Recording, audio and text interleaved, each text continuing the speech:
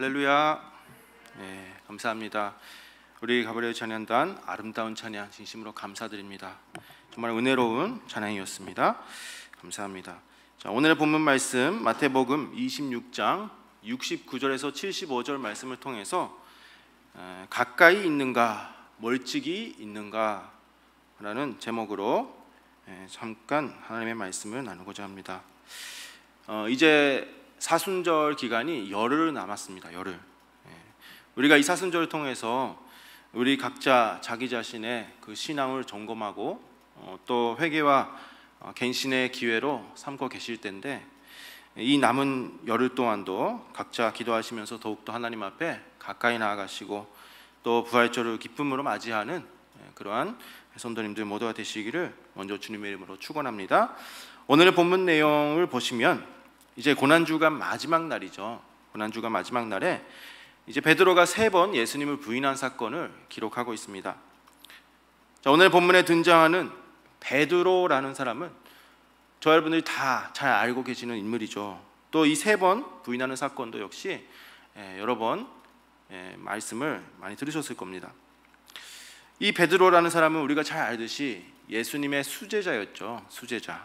그래서 가장 많은 사랑을 받았던, 그리고 가장 가까이 있었던 제자입니다.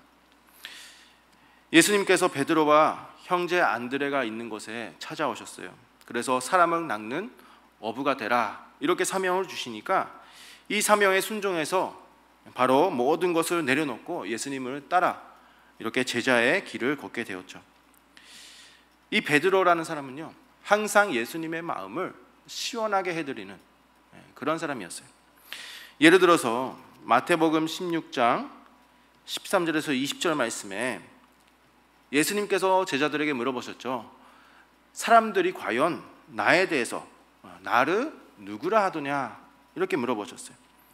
이때 제자들은 더러는 세례 요한, 또 더러는 엘리야라고 하기도 하고 예레미야나 선지자 중에 한 사람이라 이렇게 이야기합니다 라고 대답을 했어요.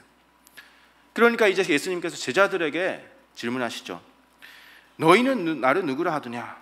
누구로 생각하느냐? 이렇게 물어보시니까 이때 제자 중에 하나 베드로가 예수님께 대답을 했습니다.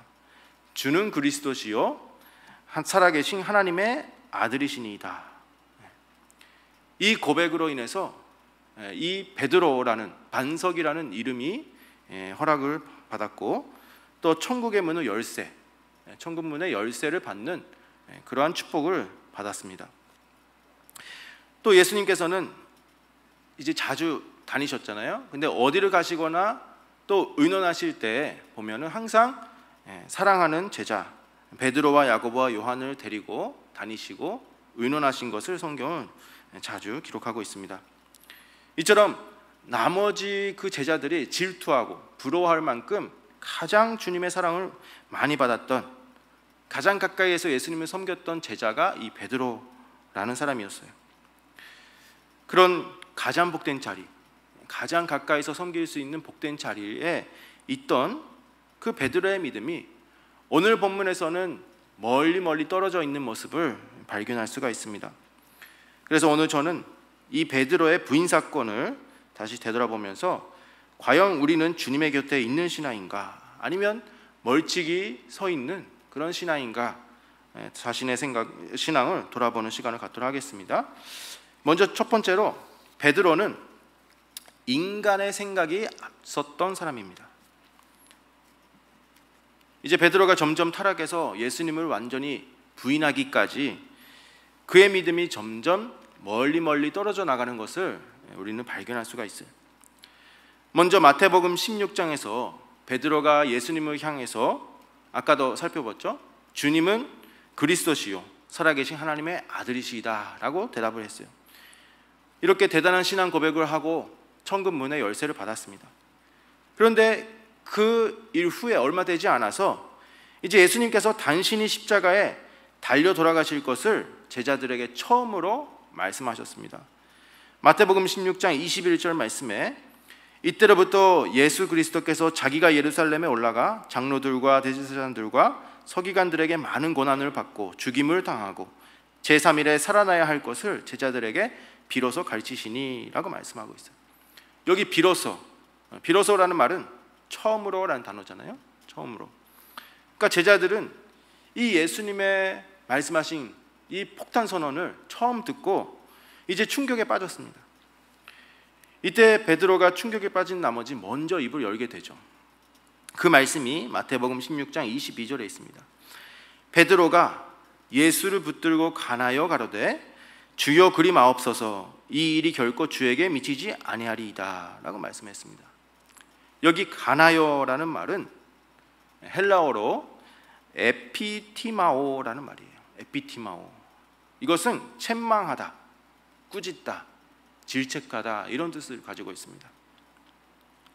그러니까 예를 들어서 마태복음 17장 18절에 마태복음 17장 18절 말씀 보면은 예수님께서 귀신을 꾸짖고 내어쫓으시는 장면이 기록되어 있습니다. 여기서도 이제 귀신을 내어쫓을 때 꾸짖다 그랬죠. 꾸짖다. 이 꾸짖다라는 단어가 바로 이 단어가 사용됐어요. 에피티마오. 그러니까 이것은 피조물인 인간 베드로가 창조주이신 예수님께 훈계하듯이 책망하고 있다라는 것을 나타내고 있는 것이죠.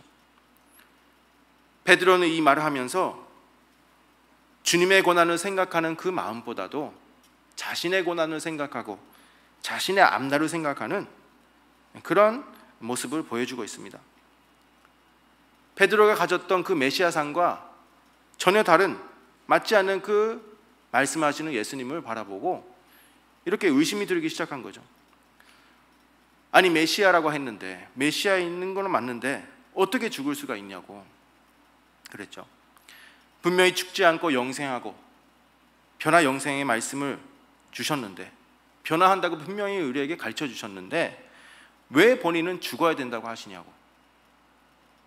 유대 왕으로서 나라를 잘 다스리고 자기네들에게 또 좋은 자리도 하나씩 줄 줄 알았는데 십자가에 달려 죽어야 된다고 갑자기 말씀하시니 이제 충격에 빠진 겁니다. 그래서 베드로가 예수님을 향해서 화를 내고 책망했다라는 것을 말씀하고 있는 거죠. 이때 예수님께서 베드로를 향해서 뭐라고 하셨습니까? 사단아, 사단아 그러셨어요. 사단아.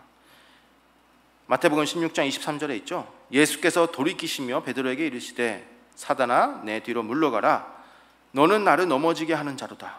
내가 하나님의 일을 생각하지 아니하고 도리어 사람의 일을 생각하는도다 라고 말씀하셨죠. 이렇게 직접적으로 사단아라고 말씀하신 것은 가룟 유다와 베드로 두 사람밖에 없습니다. 이렇게 예수님의 구속사역에 도전하고 사람의 생각을 가지고 예수님을 부인한 사람이 베드로였다. 이 베드로의 모습에 대해서 성경은 분명히 기록하고 있는 것이죠. 이때로부터 예수님의 곁을 이제 조금씩 떨어져 나가는 그런 베드로의 모습을 우리는 발견할 수가 있습니다. 두 번째로 베드로는 멀찍이 서 있었던 사람이라고 말씀하고 있어요. 멀찍이 서 있는 사람이다. 이제 마태복음 26장에 와서 예수님께서 순환 당하시는 그 날이 가까워졌습니다. 가룟 유다가 이제 배신하고 나갔죠. 그리고 사람들을 이끌고 다시 돌아왔습니다. 그리고 예수님이 잡히셨고 이때 잡히시는 순간에 제자들은 다 도망가게 됐어요. 그리고 예수님은 안나스와 또 가야바에게로 가서 신문을 당하고 이렇게 어려움을 겪는 고난을 당하는 그러한 모습을 이제 성경은 기록하고 있는데 이때 베드로의 모습에 대해서 설명하기를 멀찍이 서 있는 모습을 기록하고 있습니다. 마태복음 26장 58절 보시면 베드로가 멀찍이 예수를 쫓아 대제사장의 집들까지 가서 그 결국을 보려고 안에 들어가 하석들과 함께 앉았더라 그랬습니다. 항상 주님의 곁을 떠나지 않고 늘 가까이에서 있었던 이 베드로의 모습이 멀찍 떨어져서 예수님을 쫓았다라고 기록하고 있어요. 믿지 못한 결과 예수님과 하나가 되지 못하고 믿음이 멀리 떨어진 상태를 의미하고 있습니다. 그러니까 예수님과 나 사이에 원래 없었던 거리가 생긴 거죠. 거리가. 두려움의 거리가 생기고 또 불신의 거리가 생기고 체면의 거리가 생겼어요. 우리가 인간 관계를 보시면 어려움을 당할 때 그 친구가 진짜 친구인지 가짜 친구인지 알 수가 있잖아요. 어려움을 당해 보면은 나를 도와주는 사람이 있는가 하면 멀찍이 서서 눈치만 보는 그런 친구들이 있어요. 우리 신앙생활에서도 마찬가지입니다. 다 믿는 것 같아도 교회가 어려움에 빠질 때 그때 열심히 뛰어와가지고 교회 문제를 해결하려고 적극적으로 애쓰는 사람이 있는가 하면 그러지 않고 멀찍 서서 눈치 보는, 눈치 게임하는 그런 사람들이 있을 수가 있습니다. 마찬가지로 베드로도요, 멀찍 떨어져서 예수님이 어떻게 되는지를 보고 있었어요. 그렇다면 왜 베드로가 멀찍이 있었을까요? 그것은 결국을 보기 위해서다라고 말씀하고 있었어요. 결국을 보기 위함이다. 참 웃기지 않으세요? 일이 잘 풀리면 예수님 앞에 다시 짜장 나타나가지고 예수님께 묻고, 일이 잘 안 풀리면 등 돌리고 도망갈 준비를 하고 있는 이 베드로의 모습, 정말 비겁하고도 가증한 그런 태도를 보여주고 말았죠. 특히 요한복음 18장 18절을 보시면은 그때가 추운 거로 종과 하속들이 숯불을 피우고 서서 쬐니 베드로도 함께 서서 쬐더라 그랬어요. 여기 추운 날이었다라고 말씀하고 있는데 이 춥다라는 단어가 이 베드로의 신앙 상태를 나타내는 말이죠. 베드로의 믿음이 완전히 떨어져서 식어서 차가워진 상태를 의미하고 있습니다. 마치 예수님과 아무 상관이 없는 사람들처럼 그 구경꾼들과 함께 그 자리에 앉아서 예수님이 조롱하는 자리, 비난하는 자리에, 예수님을 비난하는 자리에 함께 서 있었다라는 것입니다. 시편 1편 1절 보시면은 복 있는 사람에 대해서 말씀하고 있어요. 복 있는 사람은 악인의 꾀를 쫓지 아니하고 죄인의 길에 서지 아니하고 오만한 자의 자리에 앉지 아니하는 자라라고 말씀하고 있는데, 이 베드로는 어땠어요? 베드로는 이 죄악된 자리에 서고 말았어요. 오만한 자의 자리에 서고 말았어요. 그래서 결국 예수님의 그 불법적인 재판을 받으면서 예수님이 신문을 당하고 또 비난당하고 욕설을 당하고 결국에는 사형 선고가 내려지는 그 모습을 그저 멀찍이 보고 있었던 그 베드로의 모습을 우리는 성경을 통해서 확인할 수가 있습니다. 이제 세 번째로 베드로는 예수님을 3번 부인했죠. 3번. 마가복음 14장 30절 말씀 보실 때 예수님께서 베드로의 부인을 예언하셨어요. 이때 베드로는 주와 함께 죽을지언정 부인하지 않겠다라고 대답할 정도로 자기 자신을 이렇게 강하게 여겼고 교만함을 드러냈죠. 그러나 이 예수님의 말씀대로 베드로는 결국 3번이나 예수님을 부인하게 되는 것을 볼 수가 있습니다. 그 첫 번째 질문이 바로 대제사장의 문을 지키는 여정의 질문이었어요. 이제 아까 살펴본 대로 하석들 사이에서 추운 날에 불 쬐고 있었죠. 베드로가. 이때 베드로에게 어떤 여정이 나타나서 너도 나사렛 사람 예수와 함께 있었다라고 이야기를 했어요. 그런데 베드로는 그 모든 모여있는 사람들 앞에서 뭐라고 했냐? 나는 그 사람을 알지 못한다라고 70절에 말씀하고 있습니다. 마태복음 26장 70절에 베드로가 모든 사람 앞에서 부인하여 가로되 나는 내 말하는 것이 무엇인지 알지 못하겠노라 이렇게 이야기했죠. 이것을 현대인의 성경에서 보시면 누가복음 22장 57절 같은 그 장면을 이렇게 기록하고 있어요. 그러나 베드로는 이 여자야 나는 그를 모른다 하고 딱 잡아떼었다라고 말씀합니다. 큰 소리로 부인하면서 그 여자의 손을 잡아떼고 강하게 부인하는 그 모습을 나타내고 있죠. 오늘 우리는 어떨까요? 오늘 우리도 이 사순절을 지내면서 예수님의 심정을 저희들이 정말 헤아리지 않고 남몰라라 하고 세상의 그 모닥불 앞에 두 손을 내밀고 그저 불 쬐고 있지는 않았는가, 그런 자기 자신의 모습이 있었는지 없었는지 우리는 항상 자신을 돌아봐야 되겠습니다. 두 번째로 그 질문이 부인한 사건이 바로 앞들에서 일어났죠. 앞들. 또 다른 사람이 질문했습니다. 베드로를 바라보면서 거기 모여 있는 사람들 앞에서 이 사람은 나사렛 예수와 함께 있었다라고 강하게 이야기를 했어요. 그런데 이 사람이 누구냐? 요한복음 18장 26절 말씀 보실 때 이때 베드로가 겟세마네에서 예수님 체포살 당시에 칼을 들고 이제 귀를 베어버렸죠. 그 사람의 이름이 말고라는 사람이었습니다. 말고. 이 말고라는 사람의 일가였다라고 말씀하고 있거든요. 그러니까 이 말고라는 사람과 일가였던 이 다른 사람이 베드로를 향해서 강하게 이야기하는 것이죠. 내가 군중 앞에서 자신 있게 너가 그 사람과 함께 있는 것을 나는 직접 보았다. 강하게 말을 했어요.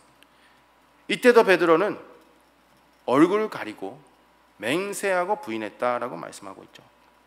그 말씀이 72절, 26장 72절에 베드로가 맹세하고 또 부인하여 가로되 내가 그 사람을 알지 못하리라 그랬어요. 이제는 그냥 부인하는 것이 아니라 정말 맹세까지 하면서 강력하게 부인한 것을 나타내고 있어요. 이제 세 번째 질문이 1시간쯤 지났을 때 이제 다른 사람이 또 나타났습니다. 1시간쯤 지나서 이제 그 두려움이 조금씩 좋아지려 할 때 이때 또 한 사람이 나와서 이제 장담하면서 이야기를 하는 거죠. 나도 예수와 함께 있었던 사람이라는 것을 보았다. 너도 예수와 함께 있었다. 이렇게 이야기를 했죠. 마태복음과 마가복음에서는 곁에 있던 여러 사람들이 그랬다라고 말씀하고 있어요. 한 사람이 아니라 여러 사람들이 그랬다. 이때 베드로는 더더욱 저주하고 맹세하면서 그 사람을 알지 못한다고 부인했어요. 74절에 있죠. 저주하고 맹세하여 가로되. 그러니까 이 순간 이제 닭이 울고요.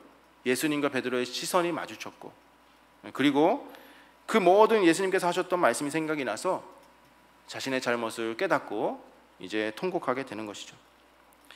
그렇게 주님의 사랑을 받고 끝까지 주님과 함께 하겠다, 죽을지언정 부인하지 않겠다라고 그렇게 외쳤던 베드로가 1차, 2차, 3차로 가면 갈수록 이제 강력하게 부인하고 있는 것을 우리는 찾아볼 수가 있습니다.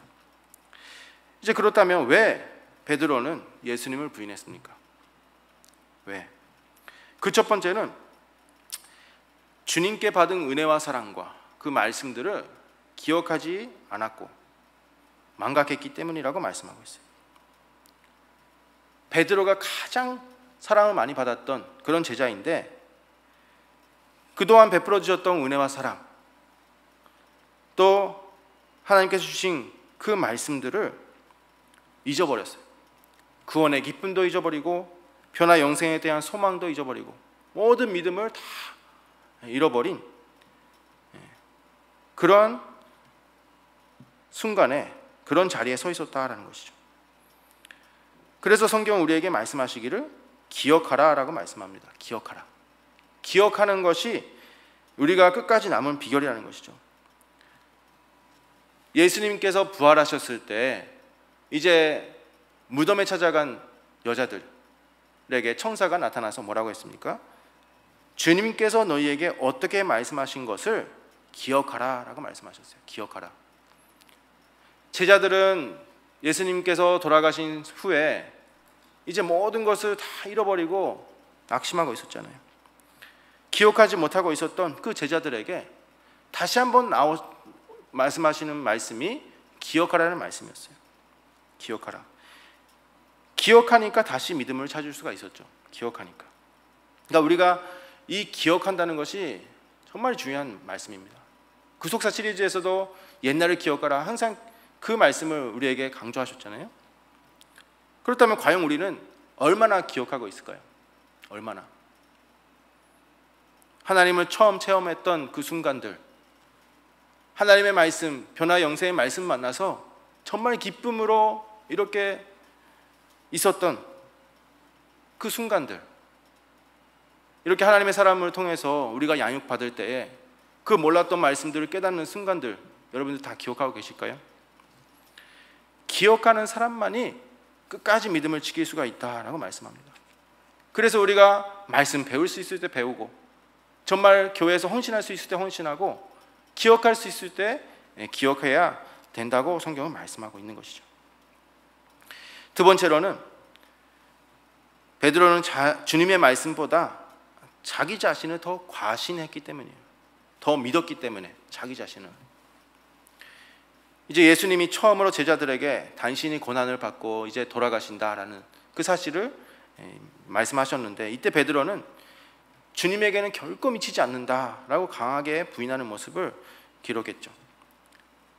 주님의 말씀, 그 하나님의 뜻보다도 자신의 생각을 앞세우고 예수님께 강요를 하는 것을 우리는 볼 수가 있습니다. 예수님은 이제 십자가에 달려 돌아가시기 전에 분명히 제자들에게 다 설명해 주셨어요. 근데 죽는다라고만 하신 게 아니라 부활하신다는 사실도 제자들에게 말씀하셨잖아요. 4번씩이나 이렇게 미리 십자가 순환에 대해서 예고하신 모습을 우리에게 성경은 기록하고 있죠. 그러나 제자들이 이 예수님의 말씀을 제대로 듣거나 기억하지 않았다는 것을 우리에게 말씀해 주고 있죠. 이 하나님의 경고의 말씀, 이 순환에 대한 말씀을 들었을 때 제자들은 그 말씀을 기억하지도 않고 또 기도로 준비하는 사람이 없었다는 사실이죠. 특별히 예수님께서 베드로에게는 겟세마네 동산에서 미리 경고를 해주셨어요. 미리 사단이 너를 청구한다 이렇게 말씀하셨죠.